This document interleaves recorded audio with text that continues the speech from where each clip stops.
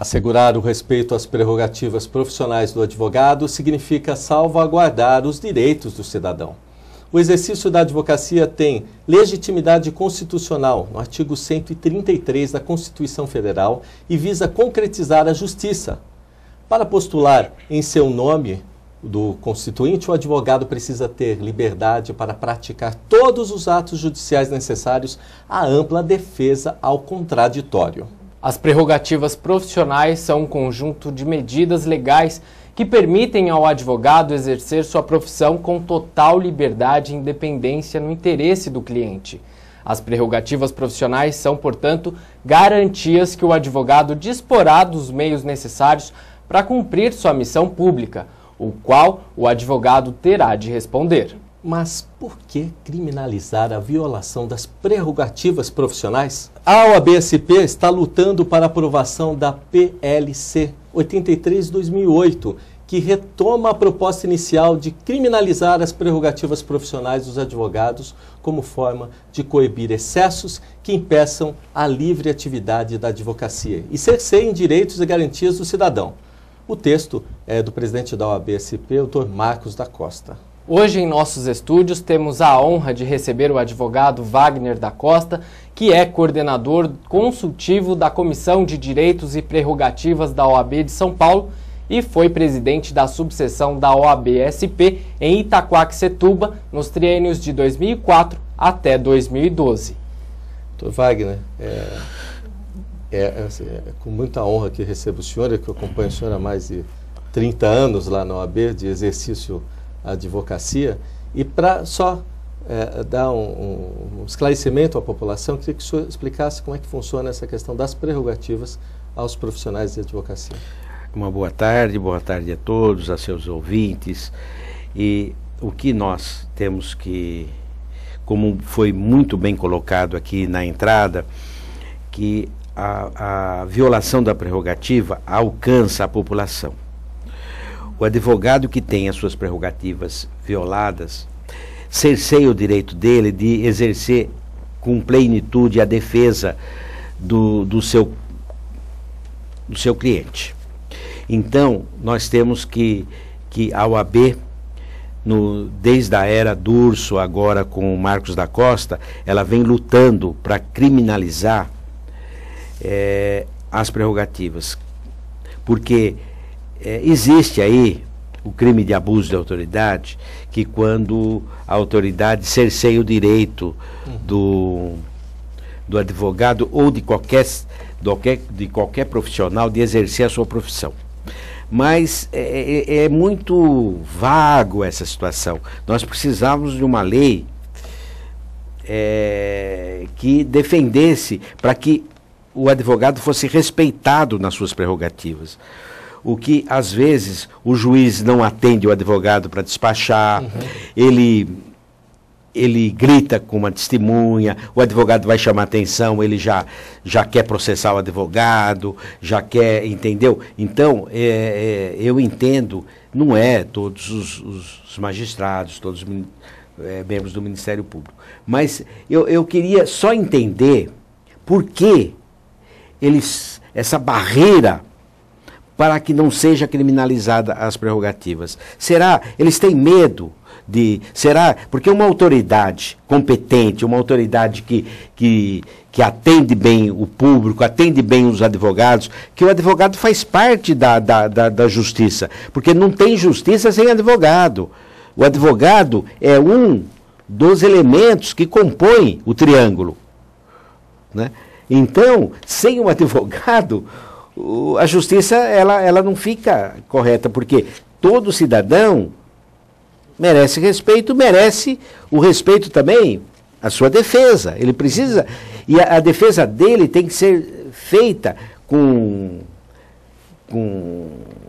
plenitude, ela não pode ser cerceada, como muitas vezes a gente vê. Na comissão de prerrogativa a gente encontra muitas reclamações, porque o juiz cerceia a defesa, ele não, às vezes, numa audiência, ele não faz constar um indeferimento de perguntas. E eu sempre me pergunto, existe uma audiência, existe uma ata.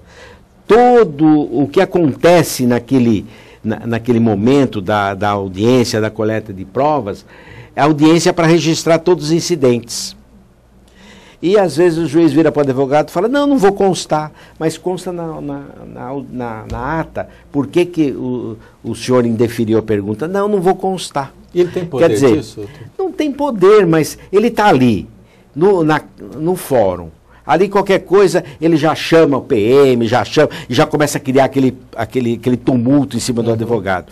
E aí o advogado vai ter uma situação que é desacato, não sei o quê, e começa aquela história. E o cliente, como é uma pessoa leiga, já começa ter... O advogado não tem voz ativa. O advogado já não é bom, o juiz gritou com ele, porque, quer dizer, então, realmente acontece muito disso. Então, nós precisamos dessa criminalização. E ela já está correndo muitos anos, e ela encontra uma resistência do lobby, tanto do Poder Judiciário como do Ministério Público. É porque para eles talvez não interessa em forma alguma. Não interessa porque eles não querem ser processados. Mas... Realmente, não é que a gente vai processar todo mundo. Aí vai impor o respeito. Porque se o advogado também desrespeitar, ele vai ser punido. Nós temos uma comissão de ética que a gente pune se o advogado ofender o juiz, se tiver uma situação. Também nós temos um tribunal de ética que funciona. Agora, nós temos lá o Conselho Nacional do Ministério Público, nós temos o Conselho Nacional de Justiça, mas eles precisam de instrumento para poder, às vezes, punir o magistrado que desrespeita a lei. Eu falo desrespeitar a lei quando ele maltrata o advogado, porque quem quer respeito tem que respeitar. Só para quem nos assiste, a população, então, quer dizer, só para ilustrar essa história, alguns já devem ter passado por isso. O advogado está lá fazendo sua explanação junto ao juiz com a outra parte e, de repente, o juiz decide que agora, como se tem, às vezes ele não quer atender, eu vou sair, fica fora um pouco da sala, não estou falando nada que não aconteça. Hoje, para que isso não aconteça e não tenha esse tipo de situação, a OAB entra com as questões de prerrogativas. Como é que, hoje em dia, a OAB consegue, pelo menos, apontar esse magistrado ou essa autoridade, né? Porque às vezes pode ser um delegado também, né? Pode ser um delegado, pode ser um promotor, né? Como é que hoje ela pontua para dizer para a classe que aquele profissional, essa autoridade, né? Ela não tem tanto respeito pela atividade profissional da advocacia? Não, a OAB recebe, o advogado provoca a comissão de prerrogativa, junta todas as provas que ele tem, tudo, nós fazemos um parecer pelos coordenadores, damos um parecer, colhemos muitas vezes prova, a gente instaura um procedimento, se tiver que ouvir testemunha a gente faz, colhe provas, isso no interior da comissão, e vai para cima. Então a gente vai ver o que está acontecendo, a gente faz a representação, damos toda a assistência para o advogado, e que o advogado não pode confundir o direito que às vezes um juiz decide contra o cliente dele como direito de prerrogativa. A prerrogativa é quando cerceia o direito do trabalho dele, quando ofende o trabalho, o exercício da profissão. Então, o advogado, no exercício da profissão, ele é interrompido, ele entendeu? Aí existe a prerrogativa. Muitas vezes, a gente tenta levar para o artigo que está impedindo o exercício da profissão. É o artigo de abuso de autoridade. Mas ali a legislação, ela é muito curta, ela não fala só da profissão, do exercício da advocacia. Ela fala qualquer profissional que for impedido no seu trabalho é abuso de autoridade. Entendi. Então, esse impedimento, ele tem várias interpretações. Agora, nós precisávamos de uma lei dirigida às prerrogativas. Olha, eu diria que essa lei de criminalização da prerrogativa é mais para defender a população. E não o advogado, é para que o advogado possa exercer o trabalho dele plenamente, porque ele possa, entendeu? E a responsabilidade do advogado é muito grande, porque ele está ali, às vezes, com uma pessoa presa injustamente, às vezes ele está com direito lá cerceado, ele tem alguma coisa que precisa, assim, uma medida de urgência, e às vezes o juiz fala assim, não vou despachar a petição. Quer dizer, posso ilustrar um pouquinho de novo, né? Pois não. Se o Tiago, que é repórter, tiver fazendo uma matéria com o senhor e o juiz poder barrá-lo lá, ele como atividade, ele pode chegar no advogado, né, Tiago? Com certeza. E conseguir que o senhor, dentro da prerrogativa dele, trabalhar dentro lá do fórum, conseguir que isso também seja uma forma do advogado entrar com processo contra o magistrado ou não? Porque está exercendo a profissão dele. Eu estou falando só da advocacia, no geral. Não, no geral. Se ele está exercendo a profissão dele e a matéria dele, a matéria que ele está fazendo, ele é um lugar público que ele está tendo acesso. O juiz pega, chama a polícia, manda tirar ele para fora. Isso é abuso de autoridade. Isso está na lei de abuso de autoridade. Entendi. Ele está sendo impedido de exercer a profissão dele, de repórter. Mas o advogado fica refém desse tipo de coisa, porque ele está dentro do gabinete do magistrado. Então, mas acontece que aí que está. Por isso que eu falo que a defesa das prerrogativas, ela atende a população, atende o cliente, entendeu? Atende a pessoa que o advogado está defendendo. Entendi. Porque se atrapalha a defesa, ele não consegue concluir aquele trabalho que ele está fazendo para o cliente dele. Então, ele está sendo ofendido nas prerrogativas dele. Agora, ele que tem que reclamar. Olha, não estão deixando eu exercer minha profissão. Entendi. Entendeu? Está acontecendo isso. Então, o que precisava é a lei de disciplinar todos esses pontos. O que é crime, o que é ofensa da prerrogativa e o que não é. Que a lei de abuso de autoridade, ela não define isso. Ela não faz. Então, a gente precisava ampliar essa situação, né? Dessa situação. Como a OAB é um dos órgãos que mais defende a cidadania, porque às vezes o CRM e outras, o conselho o CRO e todos esses conselhos, eles também têm os seus problemas. Às vezes o médico precisa de uma transfusão de sangue, e a pessoa fala assim, não, mas eu sou testemunha de Jeová, eu não vou deixar tirar sangue. Quer dizer, que realmente vai uma pessoa perder a vida por um capricho, né, uma situação. Então, eles também, eu acho que também estariam precisando de uma legislação também específica para defender os direitos dele, né? Porque ele pode depois na justiça comum do doutor, com certeza esse médico vai ter problema, né? Então, porque ele não exerceu, né? Eu acho assim, no Conselho de Medicina, houve uma interferência muito grande, porque tem uma disciplina para o médico ser inscrito no CRM. De repente vem os médicos de fora, o governo baixa lá uma determinação, dá emprego para o pessoal que vem hoje? Não, vem de fora. Não, eles tiram um CRM, tiram uma identidade profissional, sem obedecer aquelas que o pessoal daqui que estudou, que fez os cursos religiosamente, fez tudo, não consegue tirar o CRM, e os de fora já conseguem e vem com tudo. Quer dizer, sem fazer uma prova para ver se eles estão preparados mesmo para defender, porque é muito importante esse caso, porque o médico, ele lida com a vida da pessoa. Se ele errar, ele mata. Entendeu? E o advogado também. Se ele errar, o cara pega 30, 40 anos, acaba a vida da pessoa. Então, a responsabilidade também é muito grande, principalmente naqueles profissionais da advocacia que trabalham, que militam no crime. O senhor citou um fator, eu já vou passar para a questão dos presídios, mas, por exemplo, o advogado que vem de fora, acho que não é de conhecimento amplo e geral. Quem vem, por exemplo, de outro estado, ele tem um problema, ele tem uma norma que ele tem que trabalhar aqui de determinada forma com a OAB local. Ele não pode se instalar aqui sem passar por um crivo da OAB local. Ele tem que fazer... e tem tantos casos, parece que pode tocar... não, às vezes justifica porque o cliente dele é lá do Pará. Então ele vem com uma identidade lá do Acre, não sei de onde. Vem para cá. Ele pode fazer a defesa dele, para o cliente dele, mas ele tem um limite. Ele não pode se instalar aqui e ficar concorrendo profissionalmente com os demais advogados daqui. Porque realmente ele precisa passar para ver se ele está preparado mesmo para exercer a advocacia aqui em São Paulo.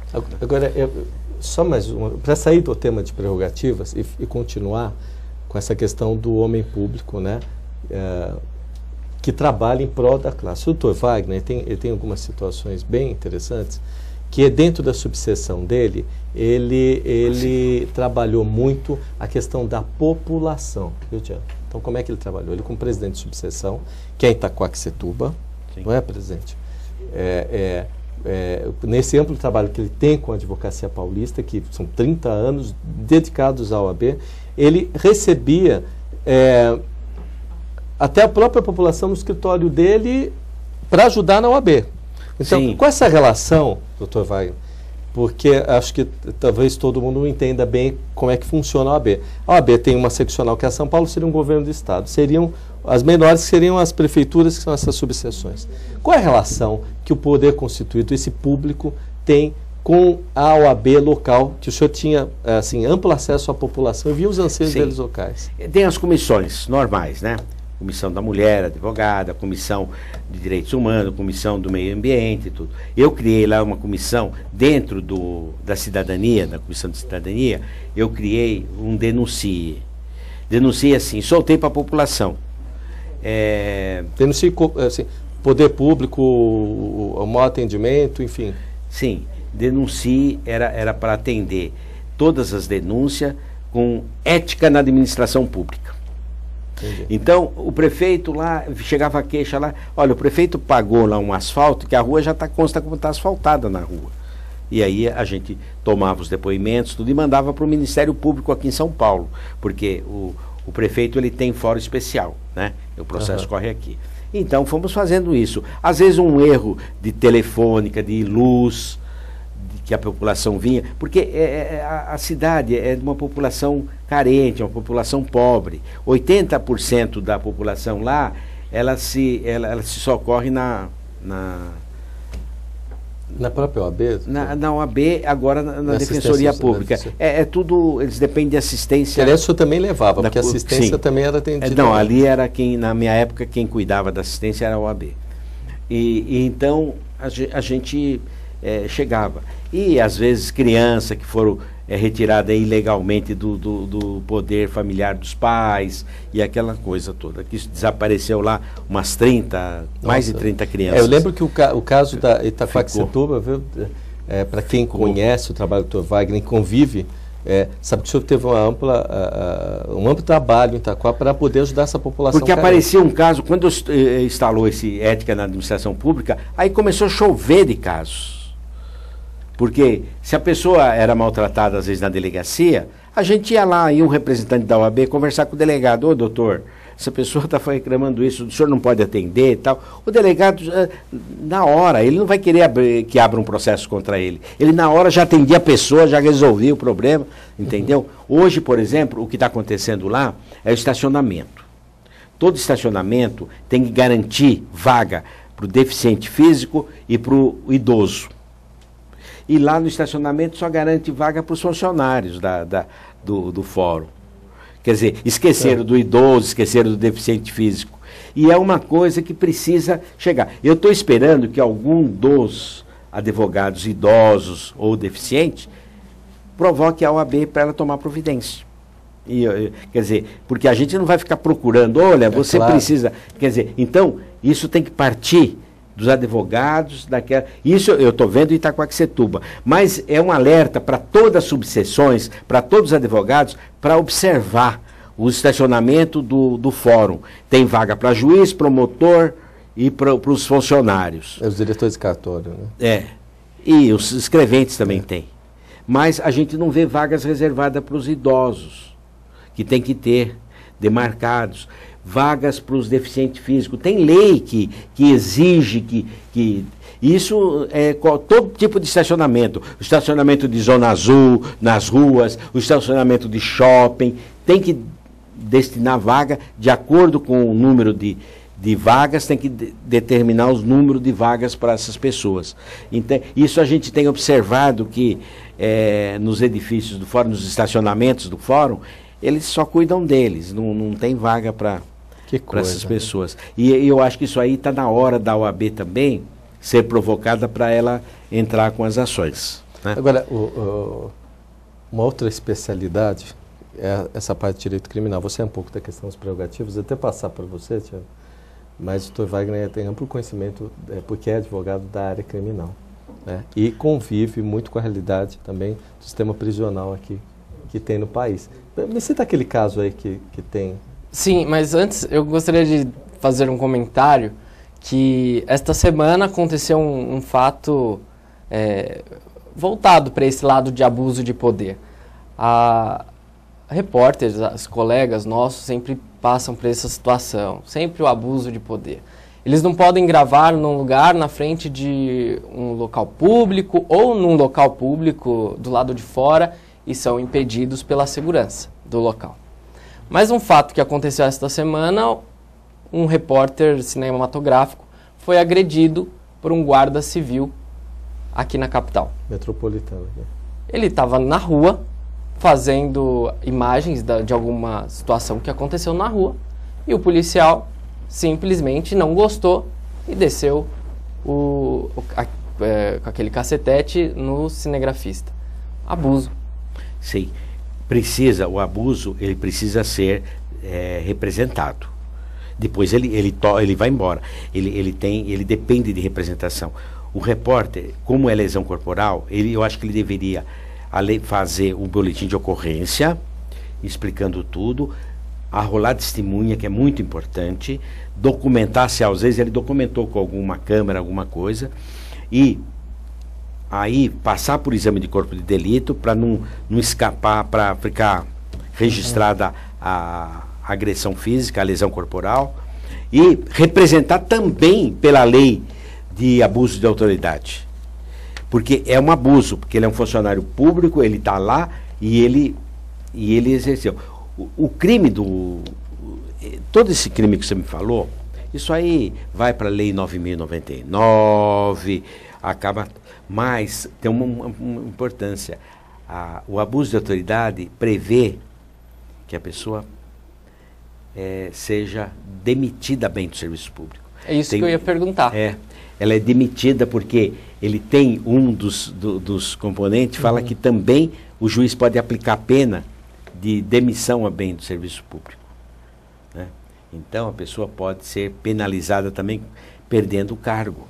Então fica de alerta aí para tomar cuidado com o abuso. Eu estou vendo muito abuso aí os repórteres vão fazer o trabalho deles nessas manifestações e a polícia confunde o repórter com o manifestante. Também.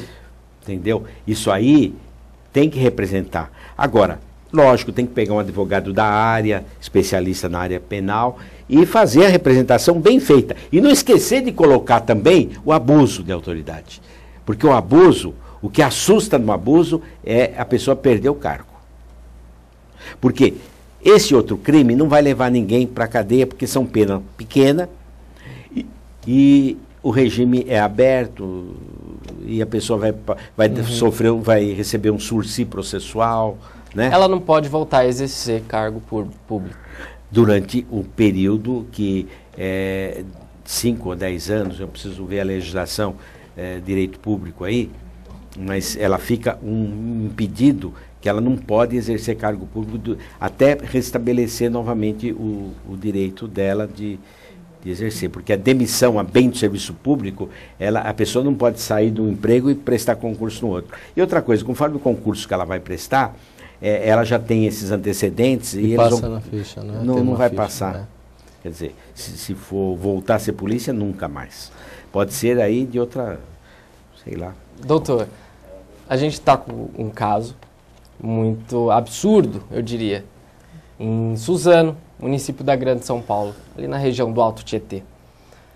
Um agente do CDP fez uma denúncia Conta um pouco para a gente desse caso. Bom, o que acontece?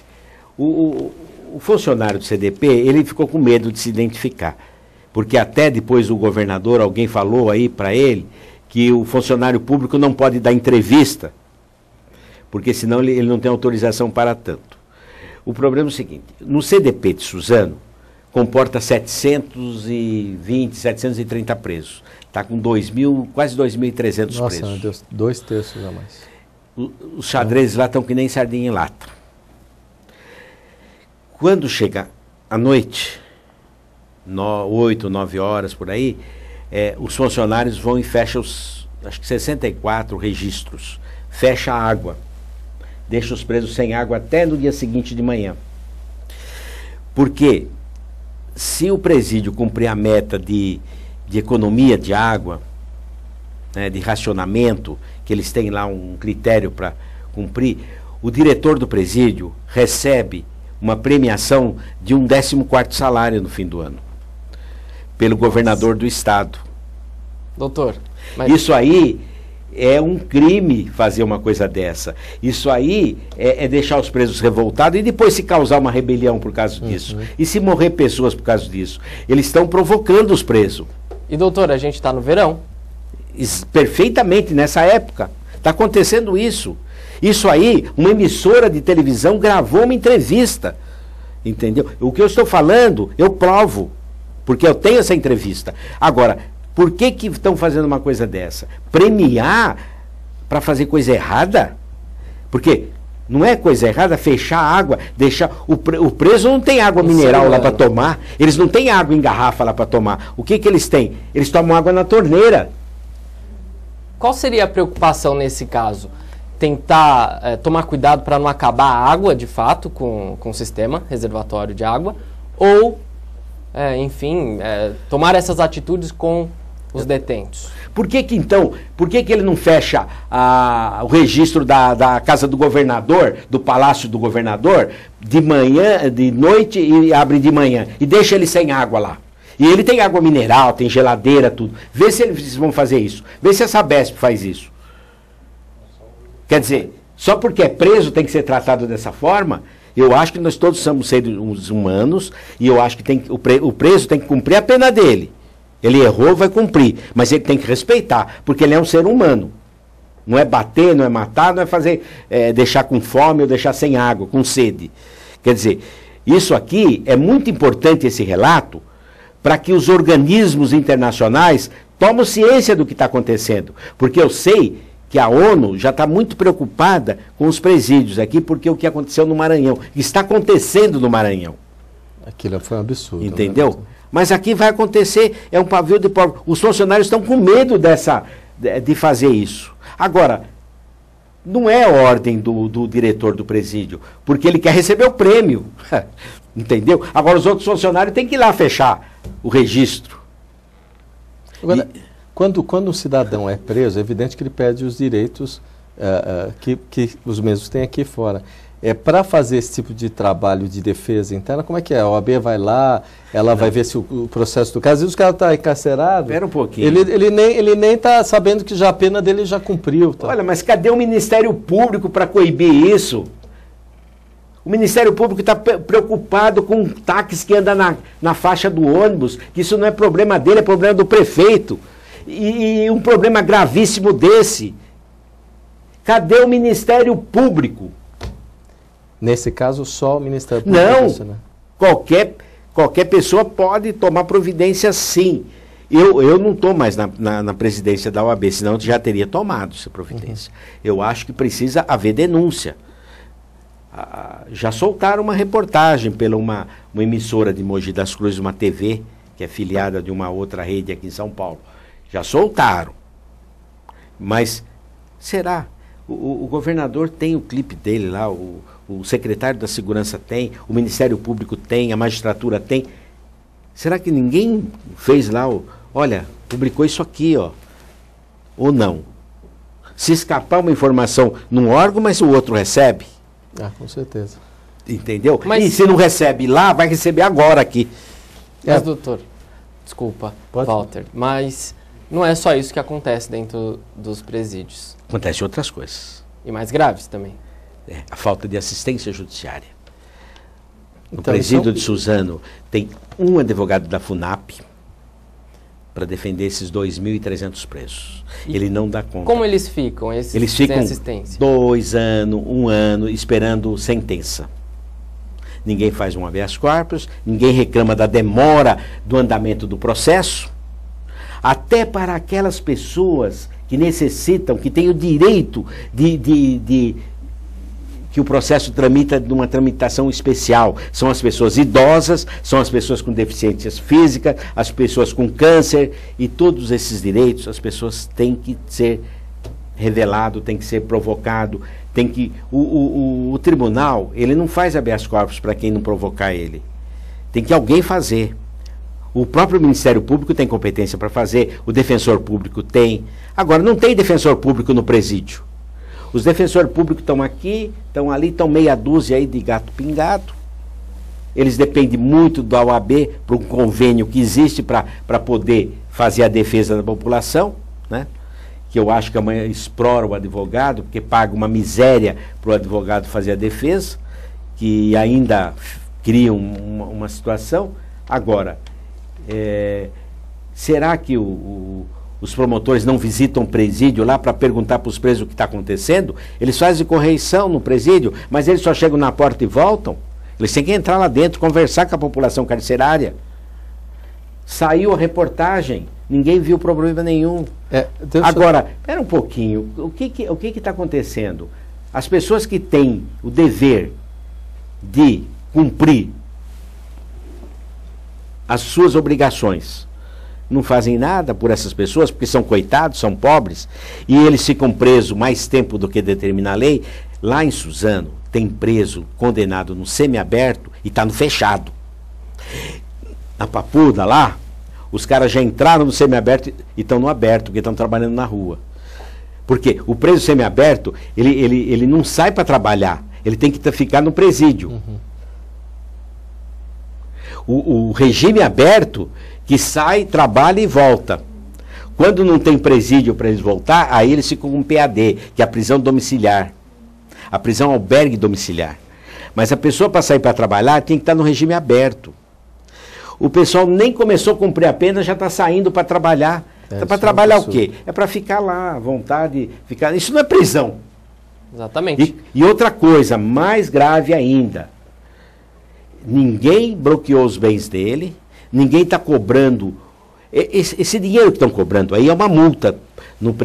Uma multa, até que o Genuíno conseguiu aí uma doação para pagar a multa dele, coitadinho, ele não tem dinheiro.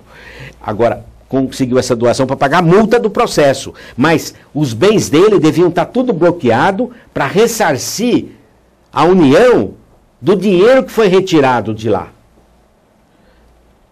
Esses dias eu questionei numa defesa de uma funcionária do eleitoral que desapareceu lá R$1.000 e poucos.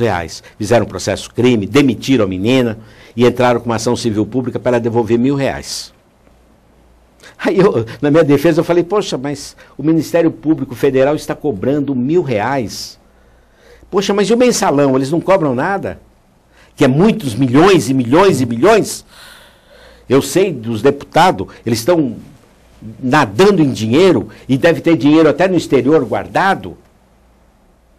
E ninguém bloqueia os bens dele, ninguém vai buscar esse dinheiro lá fora. Do Lalau aí do tribunal, do TRT, foram buscar o dinheiro dele lá fora, fizeram ação. Mas o do mensalão, eu não estou vendo. Até agora não tem.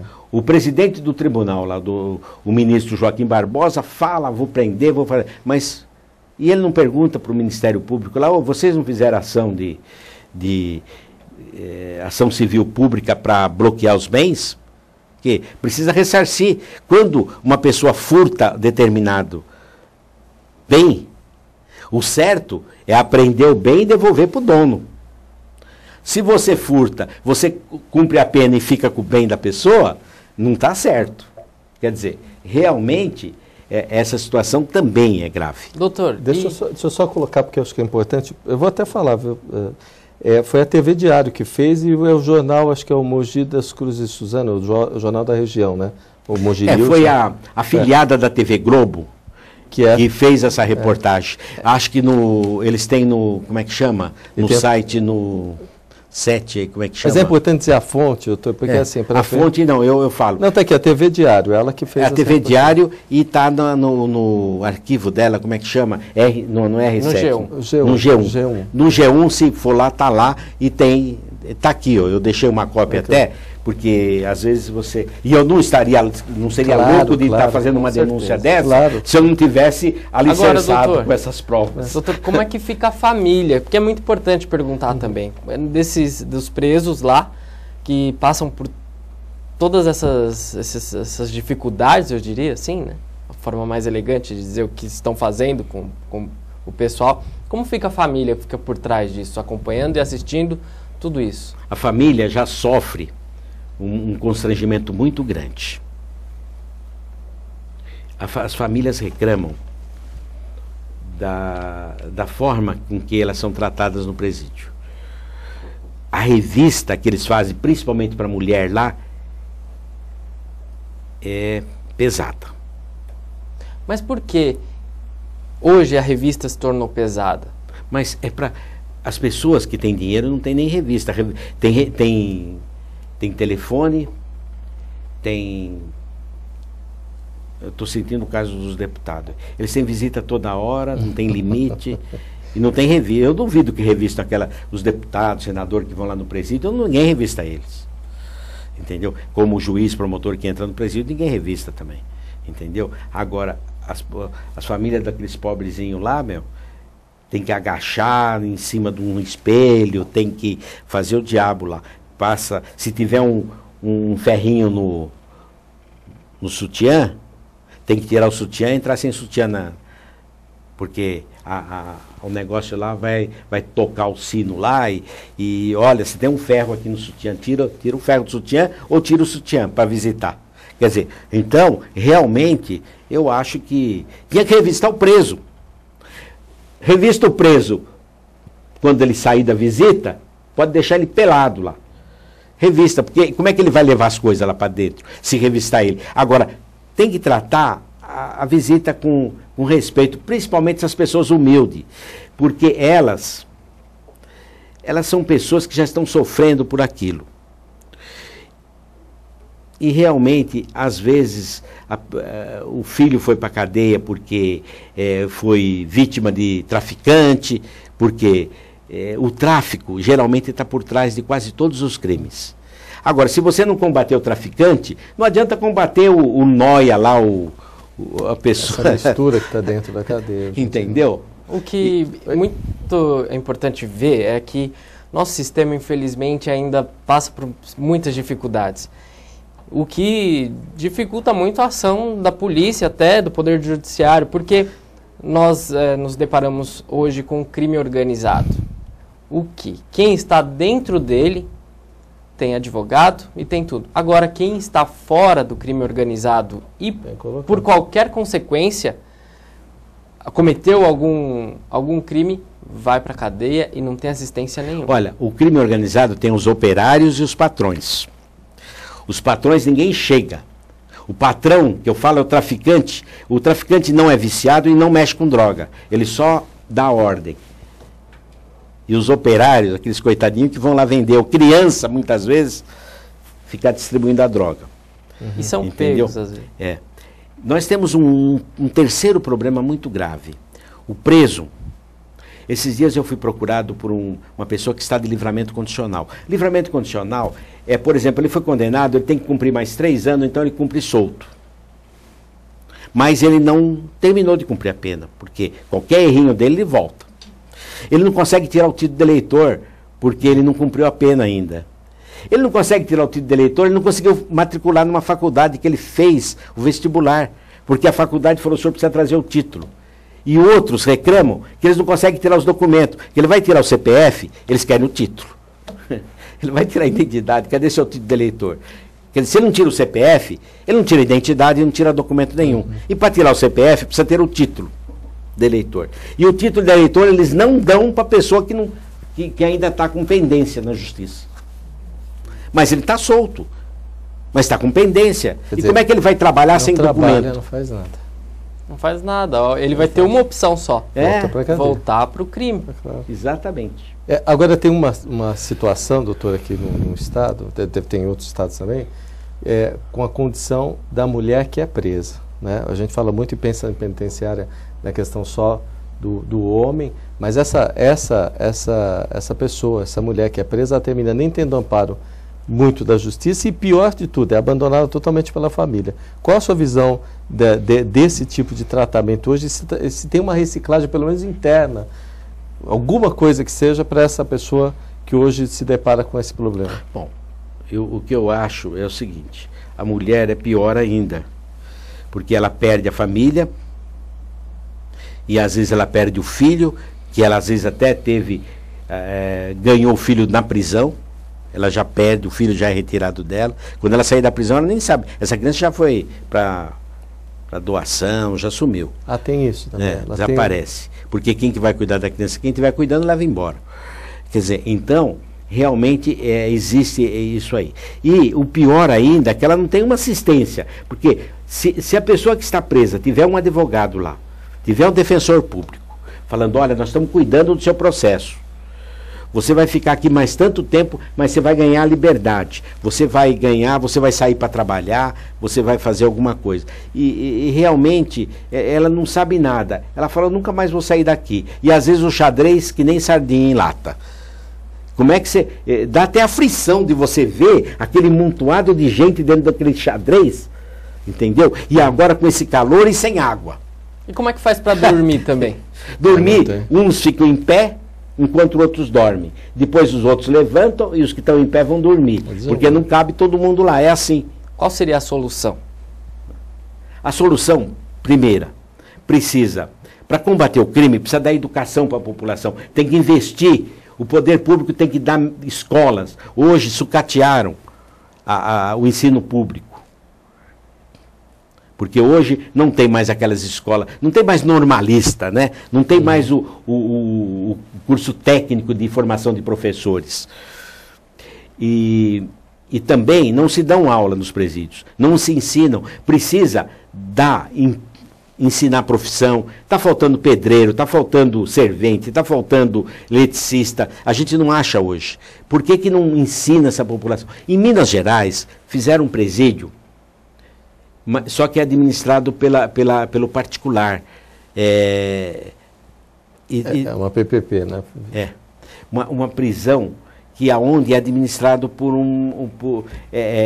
eles privatizaram. Eu acho que os presídios tinham que ser privatizados, porque eles vão pôr os presos para trabalhar, os presos vão trabalhar, vão até se manter, pagar dentro do presídio, vão estudar, vão fazer isso, porque existe na nossa lei de execução penal, se o preso trabalhar no presídio, cada dia de trabalho, cada 3 dias de trabalho, ele ganha um dia. Doutor, sem querer cortar, mas o senhor falou um ponto muito importante, o custo mensal de uma pessoa dessa, porque tem um custo. Tem um custo, e cada região tem um custo, uns é 2.000, 3.000, e por aí afora. Fora também o que está de auxílio de família, essas coisas, quando tem, né? Existe uma situação que eles fazem muita confusão. Eles falam que a família do preso, quando o preso é trabalhador e ele está pagando INSS, está trabalhando e ele vai preso, a família tem direito do auxílio reclusão. Mas não é para o preso, é para a família que ficou sem sustento. Mas esse auxílio reclusão é para quem recebe até menos de R$1.000, 900 e pouco. Então, se receber mais do que esse valor, não tem direito do auxílio reclusão. Doutor, eu acho que o que deixa a população chocada quando o tema é prisão, quando o tema é sistema prisional, é que a mídia mostra muitos casos de grande repercussão, que vão a julgamento lá depois dos seus 2, 3 anos.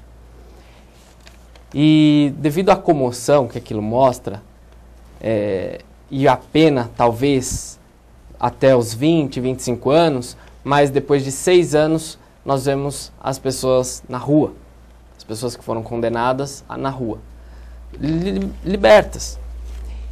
E a população vê este lado, mas não vê também o lado que vai paralelo ali, porque existe como eu posso dizer, existe um grande lado dentro da prisão que eu não estou defendendo o criminoso, não estou, mas existe aquelas pessoas que estão ali sendo injustiçadas lá dentro, que de fato do lado de fora não cometeram, talvez estão lá injustamente, mas a população, muitos dizem que não vão para a cadeia inocentes. Mas teve agora poucos dias... Não, mas está cheio de inocentes na cadeia. Porque não tem defesa, não tem defesa. Porque eu acho que o crime financeiro é muito grave. Uma pessoa que tira o dinheiro público... É a mesma coisa de um assalto. Porque quantas pessoas morrem por falta de assistência médica, por falta de dinheiro, por falta de recurso, por falta de remédio nos hospitais. Entendeu? E às vezes até por falta de uma sinalização numa rua, porque está faltando verba. E o pessoal só embolsando o dinheiro, que devia ser esse dinheiro que vai para o bolso, devia ir para a população, para cuidar da população. E não para cuidar do particular, né? Que é dinheiro público. Eu acho que quem lida com dinheiro público tem que ser fiscalizado e tem que pôr na internet tudo que ele está gastando, para ver se ele está gastando certo.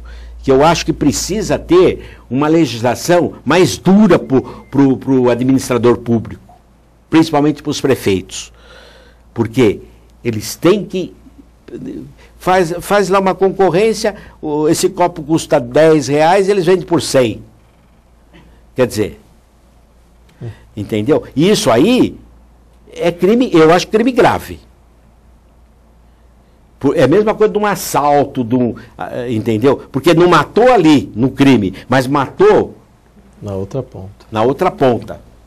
Entendeu? Então, eu acho aí. Agora, essa história que o cara saiu da cadeia logo, é porque ele teve ele contratou uma equipe boa de advogado, ele contratou, ele não contratou, ele não ficou aí, a Deus dará, porque às vezes um defensor público tem 800 processos, como fizeram uma base aí, 800 processos sobre o cuidado dele. Ele vai tocando aquilo, não vai se pegar a coisa e ir a fundo na defesa, entendeu? Porque quando se vai a fundo na defesa, o advogado, ele ganha às vezes o processo pelos erros do Poder Judiciário e o erro do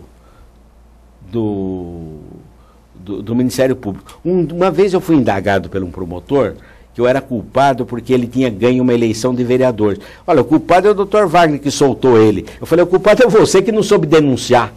Uhum. É porque ele também tem direito à defesa. Né? Se ele faz uma denúncia mal feita, lógico que o cara vai para a rua. Se o sistema, se não condenar uma pessoa dentro da legislação, fizer uma sentença mal feita, tudo, e a pessoa tem condições, vai para os tribunais, ou tribunais estaduais, ou tribunais superiores em Brasília, e ganha. O ministro Gilmar Mendes, ele falou que lá no Supremo não chega processo de pobre lá, só de rico. Entendeu? E se você assistir a TV Justiça, você vai ver quem está sendo julgado lá. É deputado, é pessoa que tem dinheiro. Um HC, por exemplo, que vem aqui de São Paulo, que chega lá no Supremo, você vai lá, é uma defesa, é advogado defendendo, é conversando com o ministro, olha, não está certo, porque isso, aquilo. Quer dizer, e o coitado cumpre a pena de ponta a ponta. Se ele é condenado, você falou que às vezes 20 anos, que vai acontecer com esses do mensalão que pegaram 40 anos, eles não ficam nem 10 anos na cadeia que já sai. Mas porque eles estão ali com advogados, estão sendo defendidos, né? Então, realmente, é o que falta. Não tem defesa. A ONU já alertou o Brasil que não tem defensor para os presos. Os presos estão jogados na cadeia sem defesa. Eu acho que tem que dar defesa, tem que saber por que precisava ter um mapeamento para saber por que a pessoa cometeu aquele crime. E a polícia também precisava trabalhar com mapeamento. Por que eles não fazem um mapeamento desses ônibus que estão sendo queimados? Para saber da onde eles têm essa inteligência. Qual é a origem? Eles não sabem nem por que estão queimando o ônibus. Doutor, seria uma solução investir muito no policiamento militar na capital, para acabar com o crime que vai gerar esse acúmulo na O militar hoje, ele está trabalhando com violência, porque ele está sendo recebido com violência também. Então, o que precisa é o seguinte, é saber como lidar com a situação. Tem que ter uma polícia inteligente, uma polícia para saber orientar. Porque você dá um comando, como deram na casa de detenção que matou 100 presos, o cara deu um comando para o pessoal ir para cima, depois não teve mais volta, porque ele não conseguiu dar um comando para parar.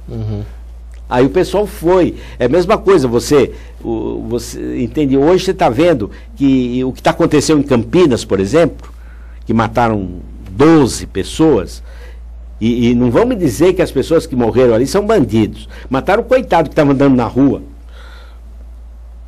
E aquilo é um problema de orientação da polícia. Aí falaram assim que iam tirar os PM que estavam no serviço administrativo e iam pôr na rua. Os PMs que estão no serviço administrativo, eles estão afastados da rua porque eles são violentos ou alguma coisa. Então eles não podem voltar para a rua. O contingente de PM no estado de São Paulo e os recursos que sejam entre automóvel e armamento, com certeza hoje não atendem a diferença que a gente tem, um binômio de diferença tremendo do que tem um traficante. Mas não tem que fazer uma polícia preventiva? Por que não põe 2 PM em cada ônibus aí? Eles estão em contato com a população, estão viajando no ônibus e estão dando segurança. Eu duvido que vai queimar um ônibus qualquer. Pode pôr 2 PM. O cara vai ver polícia lá, ele não vai. Só a presença deles ali já inibe o crime. Mas essa nova questão de colocar os PMs para fazer no horário de folga, fazer a segurança para determinados locais. Porque então está faltando polícia. Porque a hora dele descansar, ele vai trabalhar. Daí ele vem cansado para o serviço.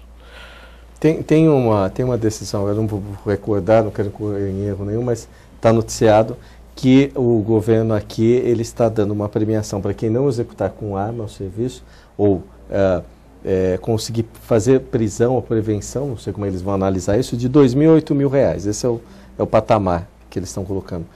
Isso já não está dentro da função deles fazendo o dia inteiro? Quer dizer, e esse dinheiro surgiu de onde, doutor? Tem que dar um aumento decente, a polícia tem que ser bem remunerada para que eles trabalhem com gosto, que trabalhem com respeito. Tem que ser bem educada para tratar bem o cidadão. Hoje o cidadão tem medo de chegar perto da polícia, pô. Ele tem medo de ir numa delegacia registrar queixa. Por quê? Tem medo de ser abordado? Tem medo de ser abordado. Quer dizer, então a polícia incute um medo na população. Isso não podia acontecer. A polícia tem que ser amigo do cidadão. Os consegues ajudam bastante. Agora, premiar porque deixou os presos sem água, isso aí está errado. Que vai na mesma linha dessa. Vai na mesma linha dessa. Doutor, eu acho que não é premiação, tem que dar um aumento. Esses negócios de dar gratificação, que o governo dá gratificação para o magistério, por exemplo, é para não dar aumento de salário, porque daí tem que aumentar os inativos. Então a gente já está indo ao final do programa. Queria agradecer ao Thiago, foi brilhante, viu? Está fazendo a parte de rua, mas está bem assessorado. E falar o seguinte, para quem conhece o Dr. Wagner da Costa, que nós conhecemos, estamos na OAB, sabe desse brilhantismo que o senhor tem, dessa postura séria, porque só um homem de frente aguentou esse trabalho de pegar essas denúncias que tem na região de Itaquá e ali, em todo o Alto Tietê, o senhor ali trabalha muito. Saber que em 30 anos de liderança na OAB o senhor ajudou muita gente, porque isso a gente vê em loco, né? O pessoal está lá, eles vão lá procurar auxílio, gente carente, eu quero, sabe, é um exemplo de cidadania do senhor, e como líder da classe. E pedir ao senhor que não largue esse trabalho lá, porque quem está na região e termina assistindo aqui a TV aberta, né? Pode saber que pode procurar o senhor que esteja em Mogi, Suzano, enfim, pode procurar lá pelo menos a sua orientação ali próximo que vai ter, porque o senhor é uma pessoa que tem caráter para isso. Eu acho que a justiça não socorre quem dorme. Eu acho que todos os fatos têm que ser denunciados. Agora, tem pessoas que recebem e tem obrigação de tomar providência. Então, às vezes, precisa acordar essas pessoas. Como nos certos casos que eu falei aqui, que alguns órgãos estão dormindo. Precisa acordar eles. Eu acho que a população precisa aprender, porque ainda a população tem medo de ir na justiça. Ela precisa perder esse medo, ela precisa ir procurar defender os direitos dela, entendeu? Fazer. E nós precisamos de uma polícia mais estruturada, nós precisamos de uma saúde pública mais estruturada e principalmente a educação, porque a criança sendo bem educada, ela não vai ser marginal. Com certeza. Então tem que investir na raiz, na criança. No começo de tudo. Começo de tudo. Porque uma criança, numa boa escola, numa boa formação, bem profissionalizada, ela vai ser uma criança, ela inibe ela do crime. Entendeu? Agora, você vê que 80% dos presos são analfabetos. Doutor, queria agradecer a presença do senhor nos estúdios da TV Aberta, falar que foi uma honra poder aprender aqui com o mestre. Wagner, né? Não, olha, e aqui, doutor Wagner, antes de eu passar o seu agradecimento final, a gente vai deixar aqui um trabalho de uma dessas empresas que está fazendo a parte de leilão eletrônico, é a Lute aqui, que virou parceira aqui do Questão de Justiça. Quero que o senhor dê as suas considerações, que eu já vou no encerramento do programa. Sim, eu agradeço essa oportunidade para que a gente possa desabafar, né? E também denunciar. Eu sei que a imprensa é muito importante, porque o que nós estamos falando aqui vai chegar no ouvido de pessoas que não estão sabendo o que está acontecendo aqui. Principalmente para os órgãos internacionais, que eles podem intervir aqui e cobrar do nosso país providências. Como vocês sabem a história da Lei Maria da Penha, como nasceu, né? Foi de um organismo internacional que exigiu que o Brasil fizesse uma lei para defender as mulheres vítimas de violência. E eu acho que está na hora também, porque senão outros estados vão virar Maranhão. Principalmente São Paulo. Que o número de presos em São Paulo sai 10, entra 100. E não adianta construir prisão.